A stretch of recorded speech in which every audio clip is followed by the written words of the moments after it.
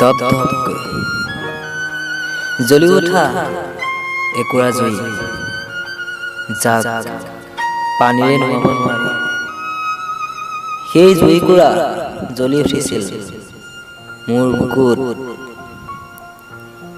আপোন আপোন লগা সপোনৰ ৰাণী হিয়াখন থাম্বান কৰি থৈ গৈছিল।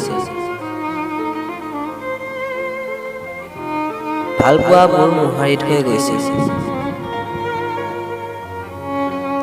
তাই গুচি যোৱা প্ৰায় 6 মাহ মানৰ পিছত এটা ৰং নম্বৰৰ পৰা মেছেজ আহিছিল।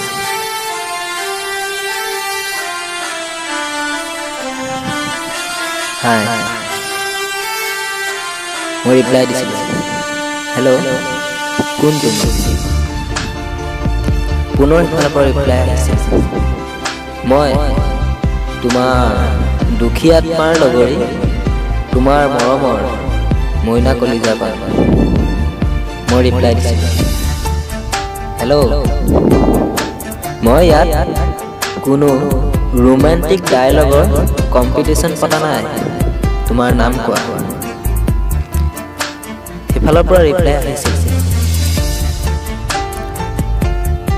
তুমি মোৰ লগত কিয় এনেকুৱা কৰিছা? মই অনামিকা। মই ৰিপ্লাই দিছিলোঁ, যদি মই এই কথাটো তোমাক সোধোঁ, তুমি মোৰ লগত তেতিয়া কিয় এনেকুৱা কৰিছা? তাই ৰিপ্লাই দিছিল, মোৰ উপায় নাছিল। মই দিছিলোঁ, মই জানিছিলোঁ তোমাৰ বোপাই তোমাৰ বিয়াৰ ঠিক কৰিছিল। তাই ৰিপ্লাই দিছিল, কি কৰিম বা, উপায় নাছিল।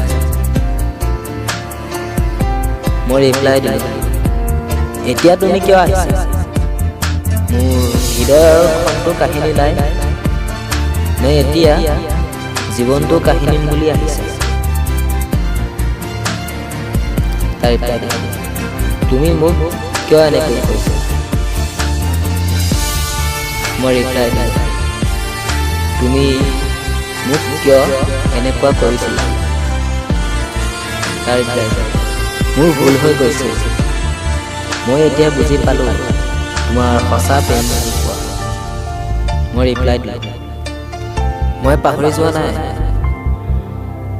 মোৰ লগত হৈ যোৱা সেই এক্সিডেণ্টটোৰ কথা, যাৰ বাবে মই মোৰ দেহাৰ বাহিৰত নহয় ভিতৰত ঘাইল হৈছিল। যি দৰৱ এটাই আছিল, মাথো তুমি ভাল কৰি দিবানে সেই আঘাতবোৰ পুনৰ মোৰ জীৱনলৈ আহি? তাই ৰিপ্লাই দিছিল, পাগল,